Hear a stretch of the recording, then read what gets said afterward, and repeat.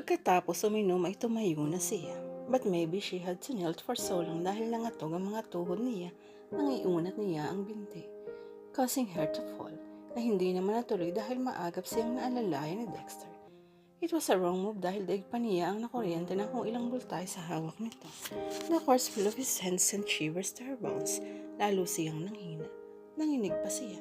Nanginginig ka. Nag-aalilang po na ito. What's wrong? Nothing. Maybe I'm just stressed out. Ang dami kasing trabaho sa opisina. It was a lie. Wala siyang masyadong ginawa sa opisina the last few days dahil efficient si Daisy sa trabaho nito. Alam niya ang dahilan kung bakit siya nagkakaganon, but she was a coward. She was too scared to admit the real reason. She would die first rather than admit it. Nang ma-realize niya nakahawak pa rin si Dexter sa braso niya, muli siyang nanginig. I'm okay, Nay. She tried to pull her arm, but he holding it firmly. Dexter, my arm.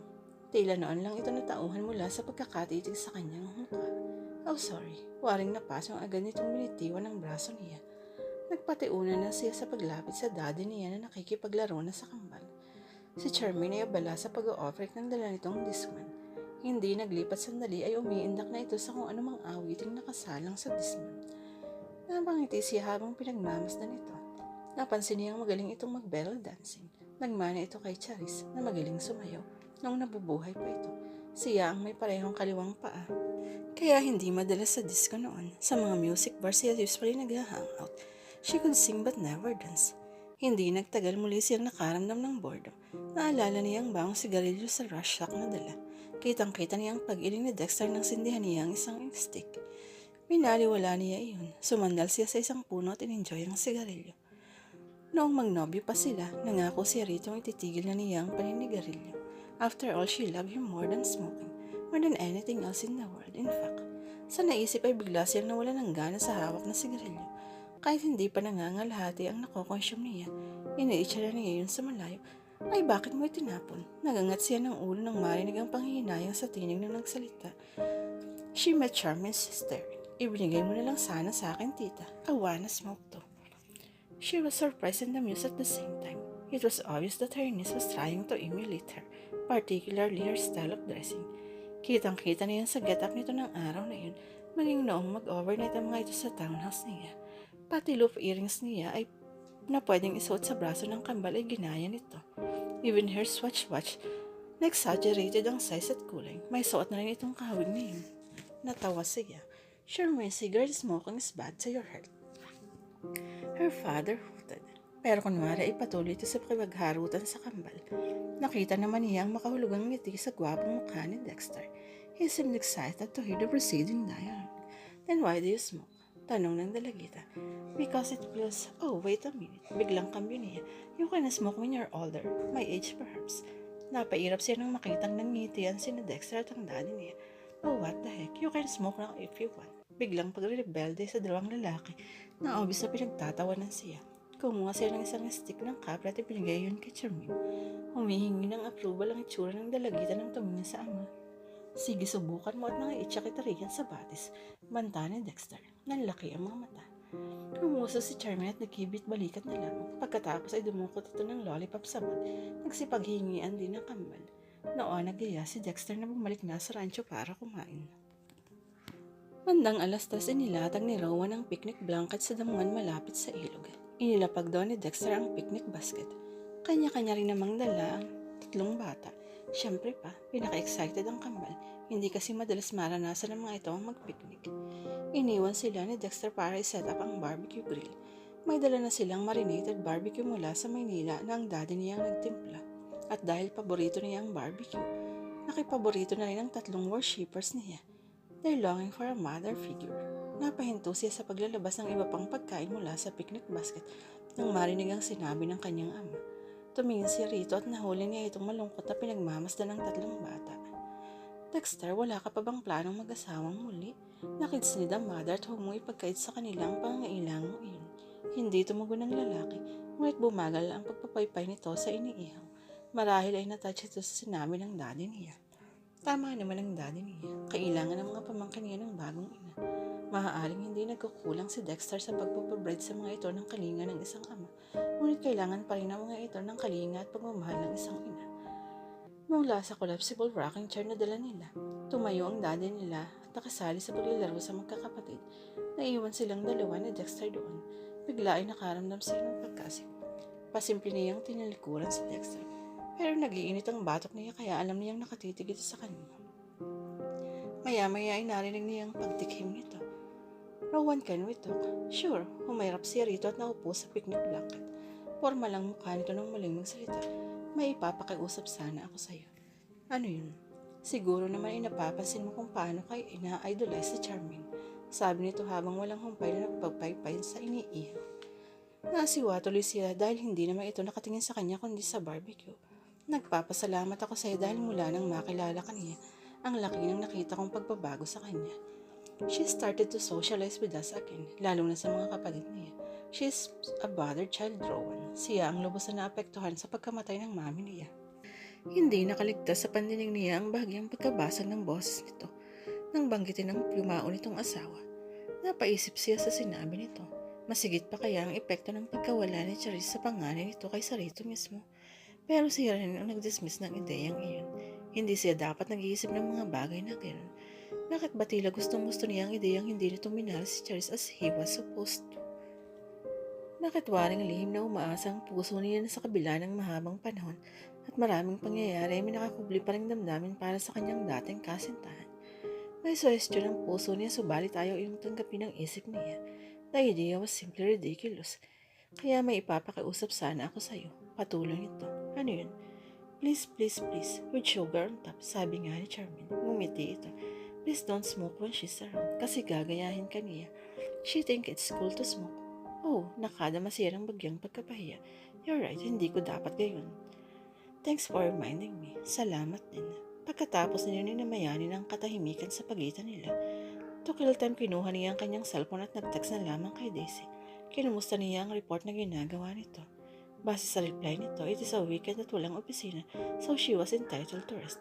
Mukhang nakukulitan na ito sa kanya. Ilang araw na rin kasi siyang nangumusta na kung ano-anong bagay tungkol sa negosyo nila.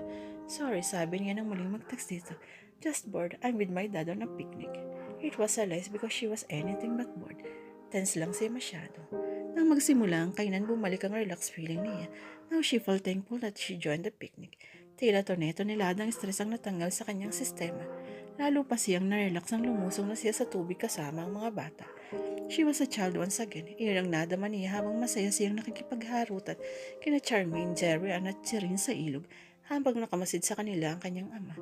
And then she was a lady again, and it was all because of the look Dexter bestowed upon her as she played with the water. Her heart was consumed by a magnificent force and filled it with longing and desire for the man she once loved with all her heart. Dahil siguro sa ingay ng mga kuliglig at iba pang kulisap sa paligid, ayaw dalawin ng antok si Rowan ng gabing iyon. Idagdag pa ang malakas sa paghihilik ng daddy niya na katabi niya sa queen-size bed sa isang silid sa ranch house ni Dexter. Terracotta ang dominanteng shade ng loob ng silid at lalong naging romantiko ang atmosphere doon sa tulong ng malamlam na liwanag ng lampshade. Ang kulang na lang ay isang romantikong kasiping para makumpleto ang effect. Napangiwisin ang mapatingin sa nahihimbing na ama. How she wished he didn't snore so loud and that he was Dexter instead. Kinalabutan siya sa naisip. Nagbilang siya mula 1 hanggang 100 upang libangin ang sarili. She had been thinking about Dexter too much and it bothered her. Hindi dapat nangyayari yun sa kanya. Nang maka 101 bilang na siya, yamot na bumangon siya at nagtungo na lamang sa kusina. Mabuti pa ay magkape na lamang siya yamang hindi rin naman siya makatulog. Maingat siyang kumilos sa kusina upang ipagtimpla ang sarili ng kape. Nasa dulo man ng mundong rancho ni Dexter, kumpleto naman sa gamit ang ranch nito. May electric pot at coffee maker, but she opted to make her coffee manually. Ginamit niya ang Batangas brew na natagpuan niya sa cupboard nagpakulo ng tubig sa gas range. Ilang sandali pa ay tahimik na siyang nagkakaping mag-isa sa harap ng bilog ng mesa. Samantala sa kanyang silid ay pabiling-biling sa higaan si Dexter. Ayaw siyang dalawin ng antok. Ayaw na naman siyang iwan ng alaala ni Rowan. Nakapagkit na sa memorya niya ang hubog ng katawan nito na bakat sa nabasang t-shirt nito nang nakikipagharutan ito sa mga anak niya sa ilog kanina. Mura niya. Saka siya nagpasyang bumangon. Naalala niyang katabi pala niya ang kabal ng umingit ang mga ito. Go back to sleep, British. Pag-aalo niya sa mga ito. Gamit ang 2 kamay, tinapik-tapik niya ang puwet ng kambal. Nang muling humimbing ang mga ito, dahan-dahan siyang bumangon. Nakatingkad na lumabas siya ng kwarto. Nagkakape na lamang siya yamang hindi rin lang siya makatulog. Sandaling na-freeze sa pagsimsim ng kape si Ron nang pumasok sa kusina si Dexter nang nakapadyama lang. Hay, mahinang bati niyang makabawi. Pagkatapos ay tahimik na pinagalitan ng sarili. You're such an imbecile, Rowan. Dapat ka bang ma-fire to fight sa presensya ng lalaking iyan? He's just Dexter, for crying out loud. Hay, bantulot ng tugon nito. He stepped forward and stepped again on his tracks. Halatang nag-hesitate itong lapitan siya. Napilitan siyang alukin ito. Coffee? Saka pa lamang ito tuluyang lumapit sa kanya. Pasensya ka na, pinakailaman ko ang kusina mo, hindi kasi ako makakatulog. Ako rin, pag-ami ito. Kumabog ang dibdib niya sa sinabi nito. Iyata't hindi na ito makatulog. Iniisip din kaya siya nito. Muli ay pinagalitan niya ang sarili. Pagkatapos ay tumayo siya at lumapit sa kalan. Nagbuhos siya ng mainit pa rin kape sa mat. Nakita kasi niya na sa may kalakihang nagkakape ang lalaki sa halip na sa tasa. Iniabot niya iyon dito. Thanks. Naupo siya sa kaybayong silya. Hindi yung binakante niya kanina sapagkat nakaupo ito sa tabi niya. Pakiramdam kasi niya ay mapapasaw siya kung ganun kalapit ang kanilang distansya sa isa't isa. Ilang sandali ng katahimikan ang lumipas bago ito nagsalita. You're good with kids. Wika nito sa kaswal na boses. Hindi ito tumitingin sa kanya. Samag nakatutok ang mga mata nito. Somehow that surprises me. She smiled. I'm not that good. Nakakasundo ko lang sila. Maybe because I'm a child myself. Hindi niya naranasan sa tanang buhay niya mag-babysit. Wala naman kasi siyang pamangkin o pinsang mas bata sa kanya. Napangiti ito sa tinura niya. Pag naghanap ako ng bagong mami para sa kanila, if ever I hope to find someone like you, importanteng makasundo niya ang mga anak ko, lalong-lalo na si Charmaine. She is such a willful young lady. Minsan nga hindi ko maiwasang mapika. She has an attitude. Expected din yun sa mga magagandang tulad namin. Humahagihik na sa amin niya. Then she blushed. Nakaka-conscious ang titig na itinutok nito sa mukha niya. I'm kidding. Bawi niya na hindi pa rin nawawalang pag-init ng pisngi. She cursed herself silently. What is there to blush about?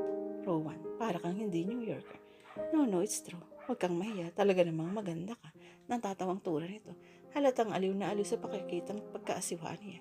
Pagkatapos ay tumahimik ito. Bagaman hindi inalis ang pagkakatitig sa kanya. Parang hindi ka nagbago, Rowan. Kung siya ang nagulat ng bagya sa pagtawag dito sa kanya, like he used to, ito man ay tila ganun din. Rowan, agad na bawi nito nang ma-realize ang sinabi niya. It's alright. Gusto ko ngang ibalik mo ang paglalambing kapag tinatawag mong pangalan ko. Then she got angry at herself again for being stupid. Nang tumingin si Rito na banaang niya ang relief sa gwapong mukha nito. He was smiling as he sipped his coffee. Pagkuha na'y tumitig ito sa sahig na tila may malalim na iniisip. Sinamantala niya yun para paglimayunin ang mga mata sa mukha nito. Nag-mature lamang ang itsura nito pero halos wala siyang makitang pagbabago rito. He was the same Dexter De Castro who had a smiling face with a chinky eyes and luscious red lips. Ngayon ay mas matangkad at mas matikas itong tingnan sa taas na 5'9" saving gain the authority he now possessed. Napabuntong hininga siya dahilan upang magangat ito ng mukha. Sandaling nagtama ang kanilang mga tingin pagkatapos ay sabay rin silang nagbaling ng tingin. Pero kahit hindi na si Rito nakatingin, ito pa rin ang makikita niya. Maiksing-maiksi ang gupit nito. He was almost paper white sa kabila ng profession nito. Kung sa bagay ayon sa kwento ng daddy niya, mula nang makapagtayo ito ng sariling kumpanya, hindi na ito napapadako ng madalas sa construction site. Hindi kagaya ng simpleng inhenyero pa lamang ito. But pale or tan, walang kukontra sa aking sex appeal nito. And his eyes, his eyes, napabuntong hininga siya. They were the most beautiful, the most expensive pair of eyes she had ever seen. Here and in New York, they were light brown color at napapayungan ng makapal, malagong mga pilik. Tila kinortehan din kagaya ng isang babayang kilay nito. Oh, Dexter, what are you doing to me? Anong ipinakain mo sa akin at hanggang ngayon hindi kita makalimutan? Rowan, ay, napakurap-kurap siya sa kaininiwas ang mga mata. What was he trying to say? He stopped once again. But what he did next surprised and even shocked her. Dinukwang si Rito at sinapo ang baba niya. Then he kissed her, hungrily at first, pero nang lumaw naging malambing at masuyo. Sandali lamang ang pagkatulala niya. Then she was returning his kiss with equal warmth and tenderness. May narinig siyang ungol pero hindi niya masiguro kung kanino nang galing iyon. Hindi niya alam kung kailan pero namalaya na lamang niyang wala nang nakapagitang mesa sa kanila ni Dexter. Now his arms were around her and his lips was still on her. Naging mapaghanap na rin ang kanilang mga kamay. Tila sila mga hayop na lobo, devouring a helpless prey. Dexter, Rowan, himon na si Finfin. Tad, daig pa nila ang nakuryente sa bilis ng paghihiwalay ng kanilang mga katawan. Pagtingin nila sa pinto, naroon nakatayo habang nagkukusot ng mga mata si Jerain, na siguro niyang si Jerain ito base sa suot nitong wristband na may pink fluffy bunny. Mas kikay ito kaysa sa kambal nito. Dad, ungot nito sa kayong makap sa ama. Wiwi, hindi man lang sumulyap sa kanya si Dexter bago nito giniyang anak patungo sa banyo. Naiwan siyang mag-isa sa kusina nang damputin niyang tasa ng kape. Malaimig na yun kaya pinagkasya na lamang niya ang sarili sa pagtitig doon habang hinihintay na makalayo ang mag-ama. Nang masigurong nasa loob na ng banyo ang mga ito saka siya dali-daling bumalik sa silid nila ng ama.